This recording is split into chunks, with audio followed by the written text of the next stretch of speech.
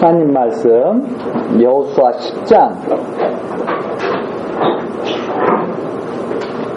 10장 40절부터 보시겠습니다.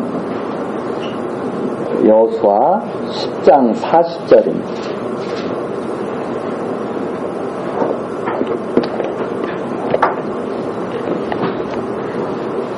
이와 같이 여호수아가 온 땅 곧 산지와 남방과 평지와 경사지와 그 모든 왕을 쳐서 하나도 남기지 아니하고 무릇 호흡이 있는 자는 진멸하였으니 이스라엘의 하나님 여호와의 명하신 것과 같았더라.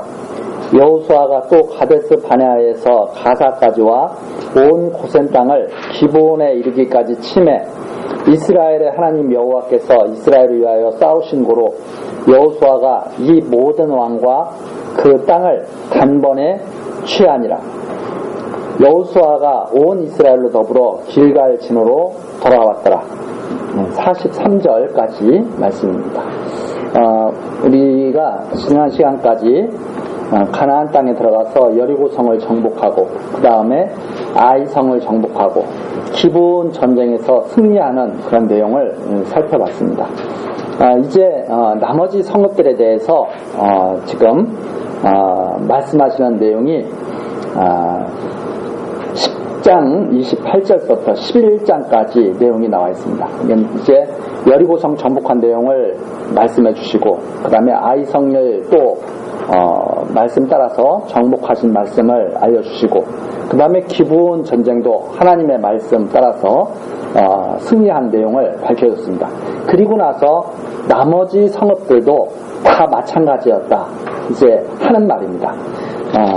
그런데 그 10장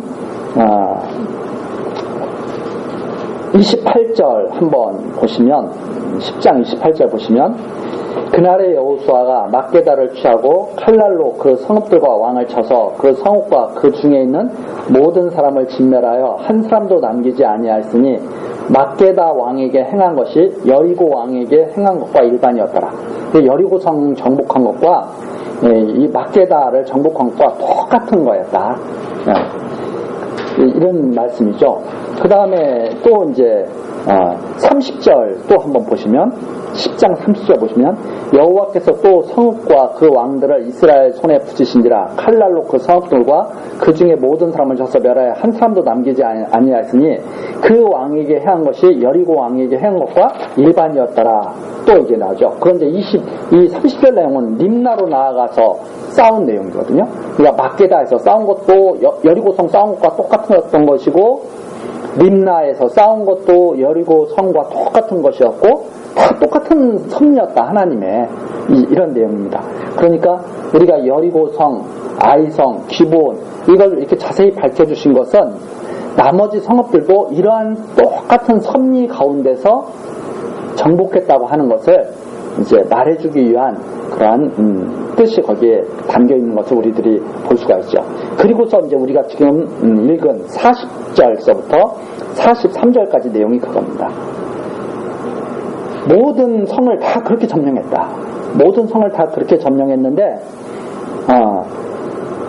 42절 보면 이스라엘의 하나님 여호와께서 이스라엘을 위해서 싸우신 고로 나타나는 우리 눈으로 볼 수 있는 것은 여호수아와 이스라엘 백성들이 칼을 들고 싸운 거죠. 그런데 성경에서 그것을 해석해주는 내용은 42절까지 해석을 해줍니다. 왜 이스라엘이 그 가나안 땅을 그렇게 다 정복할 수 있었는가? 이스라엘의 하나님 여호와께서 이스라엘을 위해서 싸우셨기 때문에 그렇다. 이게 이제 근본 뜻이죠. 하나님의 뜻이 있었기 때문에 이스라엘이 가나안 땅을 다 정복할 수 있었던 것이다. 이렇게 성경에서 해석을 해주죠. 그래서 세상 사람들은 눈에 보이는 것만 가지고 판단을 하지만 그러나 성경에서는 하나님이 근본 섭리를 하나님의 근본 섭리를 보게 하시는 거죠. 그래서 이렇게 승리한 것이다 하는 내용입니다. 그래서 다시 한번 거기를 보면 여호와 하나님께서 명하신 것처럼 이겼다 하는 것이 40절이죠. 이스라엘 하나님 여호와의 명하신 것처럼 가나안 땅을 정복했다. 그리고 두 번째는 여호와께서 싸우신 거로 단번에 취했다. 예, 단번에. 그냥 힘들게 싸운 것 같잖아요. 힘들게 싸운 것 같았지만 성경에서는 그것도 뭐라고 그걸 표현을 해주냐면 단번에 취한 것이다. 그렇죠? 우리 사람들의 생각으로는 참 어렵게 싸워서 어렵게 승리를 했죠. 그러나 단번에 취했다. 왜 단번에 취했다고 이렇게 말씀을 하시는가 하면 하나님께서 하신 일이기 때문에 그렇게 표현을 합니다. 그러니까 하나님께서 하신 것은 단번에 하신 거죠. 그러나 우리 사람들이 봤을 때는 힘들게 취한 거죠. 그래서 이렇게 하나님의 섭리를 밝혀주는 내용이 바로 여기에 이렇게 담겨 있습니다. 그리고 나서 11장으로 한번 가서 보시면 11장 16절서부터 한번 보시겠습니다. 11장 16절 여호수아가 이같이 그 온 땅 곧 산지와 온 남방과 고센 온 땅과 평지와 아라바와 이스라엘의 산지와 그 평지를 취하였으니 곧 세일로 올라가는 한락산에서부터 헤르몬산 아래 레바논 골짜기에 바알갓까지라. 그 모든 왕을 잡아 쳐 죽였으며 여호수아가 그 모든 왕과 싸운 지는 여러 날이라. 기브온 거민 휘 사람 위에는 이스라엘 자손과 화친한 성읍이 하나도 없고 다 이스라엘 자손에게 쳐서 취한 바 되었으니 그들의 마음이 강팍하여 이스라엘을 대적하러 싸우러 온 것은 여호와께서 그리하게 하신 것이라. 여호와께서 그리하게 하신 것이라 나오죠. 그들로 저주받은 자 되게 하여 은혜를 잊지 못하게 하시고 여호와께서 모세에게 명하신 대로 진멸하려 하심이었더라. 여기 이 말이 나옵니다. 자, 기브온 거민들은 이거 우리가 이스라엘과 싸우다가는 우리 다 진멸당하겠다. 우리가 어떻게 한번 살아날 방법을 한번 생각해보자 해가지고 기브온 거민들이 이스라엘을 속여가지고 화친을 맺었잖아요. 그래가지고 겨우 살아남았다 이 말입니다. 그런데 나머지 족속들은 어떻게 한 거예요? 이스라엘과 화친은 있을 수가 없어. 이것들과 싸워야겠다 해가지고 이스라엘을 대적한 거 아닙니까?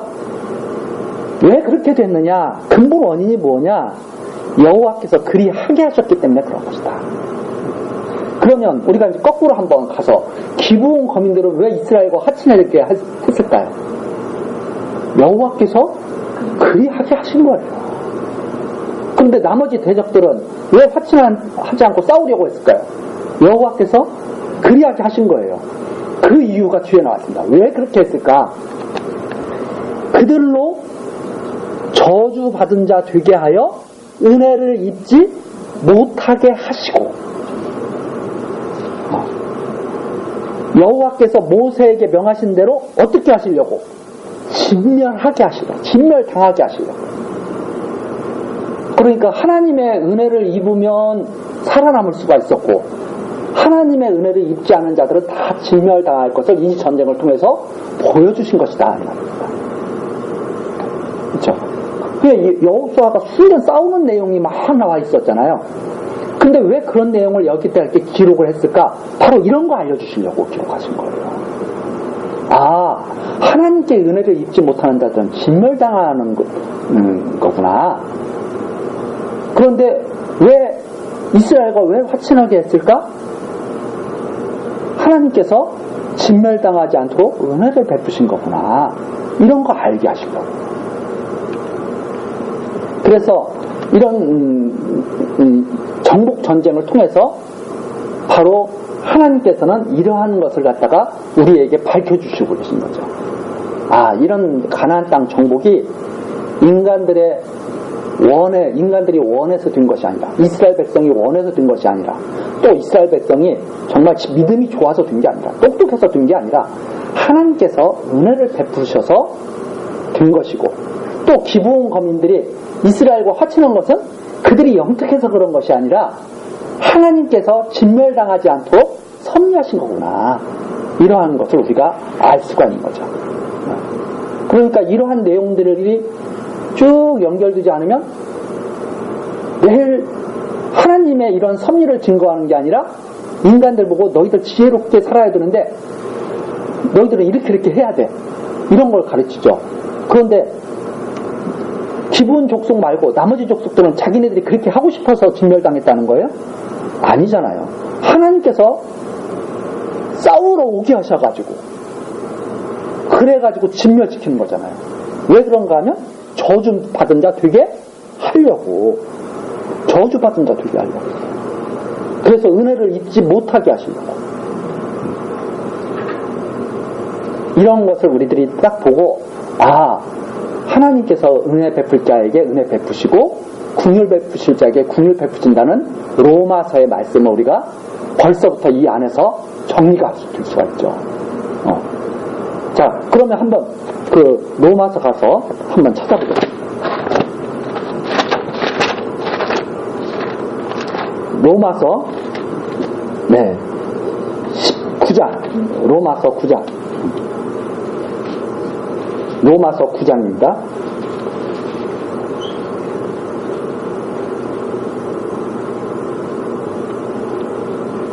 로마서 9장 14절서부터 보죠. 14절서부터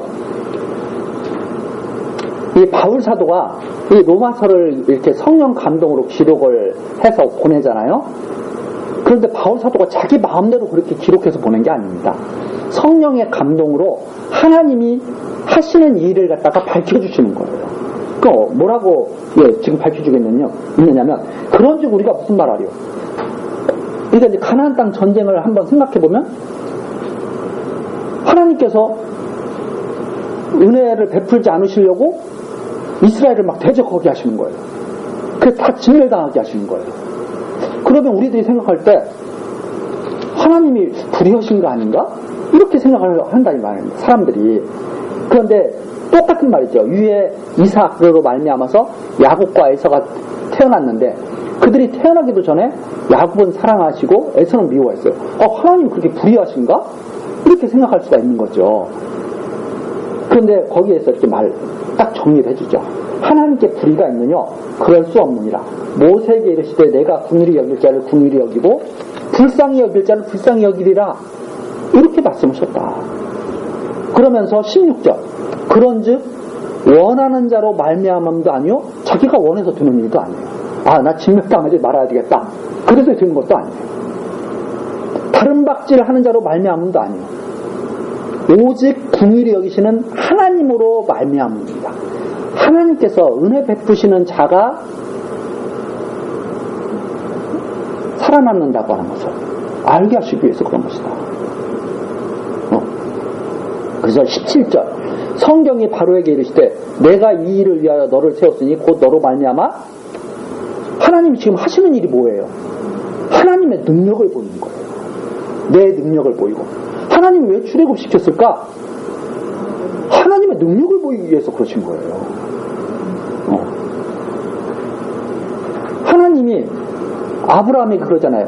너 자손들이 애굽 땅으로 들어가서 살 거야. 종로로 하면서 살 거야. 그랬더니 아브라함의 손자 야곱 때 애굽으로 내려가게 되잖아요. 그럼 무엇을 보이신 거예요? 하나님의 능력을 보이신 거예요. 하나님이 지금 살아계셔서 이렇게 능력을 행하셔. 이거 보이신 거예요. 그 다음에 내 이름이 온 땅에 전파되게 하려고. 그래서 하나님이 여호와라는 이름이 전파되고 예수가 그리스도이심이 전파되고 이 일이 나타나게 하시려고. 그래서 지금 그 일이 지금 나타나고 있어요? 안 나타나고 있어요? 나타나고 있어서 우리가 그리스도의 이름을 알고 하나님 여호와의 이름을 아는 거예요. 그 일이 나타나서 그렇게 하시려고 한 거다. 그런즉 하나님께서 하고자 하시는 자를 어떻게 해요? 긍휼히 여기셔요. 하나님은 하고자 하시는 자를 어떻게 하셔요? 하나님은 강팍하게 또 하셔요. 그러니까 마음을 부드럽게 해서 하나님을 경유하게도 하시고 마음을 강팍하게 해서 하나님을 경유하지 못하게도 하신다. 왜 그런가 하면 하나님 여호와의 이름을 널리 전파하시려고 그렇게 하신 것이다. 그 내용이 여기 나와 있죠. 근데 그걸 또 잘못 이해하면 19절 이하의 그 질문이 나온다는 거죠. 그래서 이런 하나님을 잘 잘 이해하게 되는 것, 이게 이제 지금 이 성경을 배우는 목적입니다. 그래서 하나님이 이렇게 섭리하신 하나님이 불의가 없으신 공의로우신 하나님이라는 것을 알게 되면 성경을 잘 깨닫게 되는 거예요. 그런데 이런 일을 하는 것은 알겠는데 하나님 참 불공평하시다, 하나님 참 불의하시다, 이러면 아직 성경을 잘 모르는 거예요. 이걸 잘 이해를 해서 정말 하나님 공의로우신 분이야, 이렇게 이해를 하면 성경을 잘 알 거죠. 지금 그걸 배우는 것이 우리가 이 성경 말씀을 배우는 거죠. 그래서 우리가 기도할 때 하나님은 참 공의로우신 분입니다, 이렇게 하는 것은 이 불의가 전혀 없으시다는 것을, 이런 섭리를 하시는 하나님이 불의가 전혀 없으시다는 것을 알게 되는 거예요. 자, 이렇게 해서 이제 여호수아 그 내용을 우리가 한번 이제 왜 가나안 땅을 정복하게 하셨는지, 그리고 그거 정복하게 하신 그러한 섭리를 통해서 우리가 어떤 하나님을 아는 것인지 우리가 그걸 한번 살펴봤습니다. 자, 그리고 나서 이제 여호수아 12장으로 넘어가죠. 여호수아 12장 내용은 이제 정복을 그렇게 다 지금 했습니다. 아직까지 이제 우리 사람의 눈으로는 아직 완전히 정복된 건 아니에요. 가나안 땅이 완전히 정복된 건 아니지만 성경에서는 이제 가나안 땅이 다 정복된 거예요. 왜? 그 하나님의 섭리를 갖다가 다 배우고 가나안 족속들을 친 거니까. 자, 다 정복이 됐습니다. 그럼 12장 내용은 뭐냐면, 우선 요단 동편 땅을 정복한 내용이 12장 1절서부터 6절까지 나왔습니다.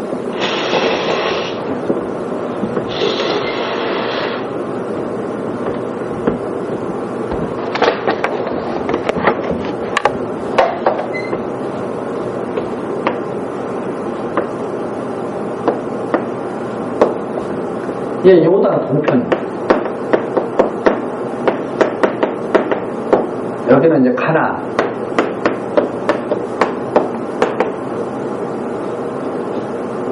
여기 요단 동편은 르우벤 족속과 족속, 그리고 문화 반지파에게 준 땅이 여기 요단 동편이죠. 그리고 이제 하나님께서 약속하신 이 가나안 땅.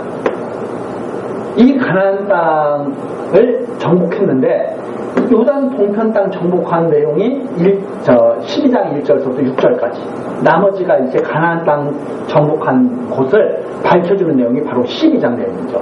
그런데 이제 하나님께서 약속하신 땅은 이 가나안 땅이죠. 이 가나안 땅인데, 여기도 이제 가나안 땅 들어가기 전에 여기를 갖다가 이스라엘 백성들이 40년 광야 생활을 마친 후에, 40년 광야 생활을 마친 후에 여기를 먼저 정복하죠. 여기를 정복하고 하나님이 요단강을 건너가서 이 가나안 땅을 정복하게 하시죠. 그래서 이 가나안 땅은 장차 우리가 유업으로 받을 천국에 대한 모형이 바로 이 가나안 땅이라고 할 수가 있습니다. 그러면 이제 이 요단 동편은 뭐냐? 이스라엘 백성이 신앙생활을 지금 이제 교회생활을 한 거죠. 40년 광야교회에서 생활한 거죠. 40년 광야교회에서 생활하고 마지막 이제 가나안 땅을 들어가기 위해서 요단 동편 땅에 이제 진치고 하나님 말씀을 다 듣고 가나안 땅을 들어가는 내용이 이제 여호수아에 나와 있는 거죠. 그럼 이 요단 동편 땅은 우리가 어떤 내용으로 우리가 받을 수 있느냐? 이제 우리들이 이 땅에서도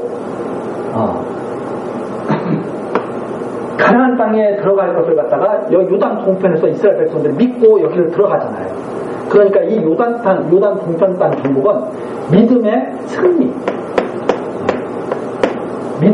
승리를 상징하는 내용이기도 하다. 이제 이렇게 볼 수가 있습니다. 왜 그런가 하면, 이게 이제 장차 들어갈 가나안 땅을 바라보고 요단 동편 땅을 정복한 거잖아요.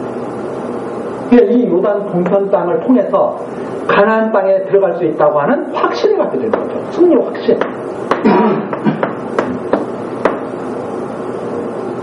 그래서 이 요단 동편 땅은 엄밀한 의미에서는 우리가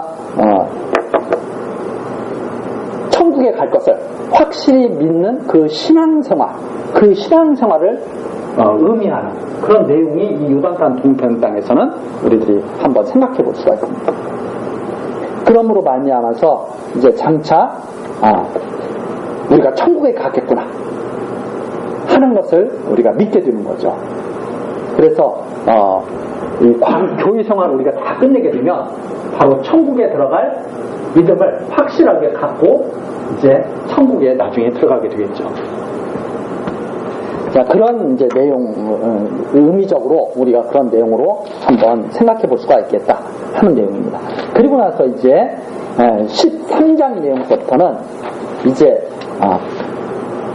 정복한 땅을 분배하고 그 다음에 교훈해주는 내용. 이 13장서부터 이제 쭉 나와 있습니다. 저쪽 요단 동편 땅은 이미 이제 나눠줬죠. 그러면 이제 여기 13장서부터는 나머지 지파에게 정복해서 분배한 땅 이런 것들을 쭉 이제 밝혀주는 내용이 나오고 마지막에 이스라엘 백성들에게 교훈하고 이 여호수아가 이제 마치게 됩니다. 그 내용은 우리 이제 다음 시간 같이 살펴보도록 하시겠습니다. 기도하시겠습니다. 사랑과 자비가 풍성하신 하나님 아버지 감사드립니다.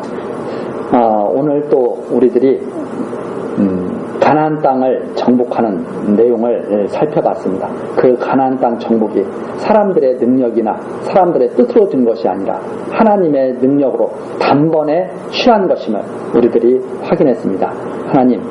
하나님께서 그러한 섭리를 하시는 것을 또한 우리들이 알게 되었습니다. 하나님께서 하나님의 이름을 높이고 하나님의 능력을 보이신 사건임을 우리들이 알았습니다. 하나님, 우리들 항상 겸손하게 하셔서 하나님께서 살아계시고 지금도 능력을 가지시고 모든 세상 만물을 주관하신다는 것을 확실하게 알고 믿게 하옵소서. 그리고 하나님의 공의로우신 통치를 받고 있는 것을 기쁘게 생각하고 그 하나님의 섭리 따라서 살아가는 우리들 될 수 있도록 하나님 또한 성령으로 인도하여 주옵소서. 하나님께서 끝까지 지키시고 인도하여 주실 것을 믿사옵고 우리 주 예수 그리스도의 이름으로 기도드리옵나이다. 아멘.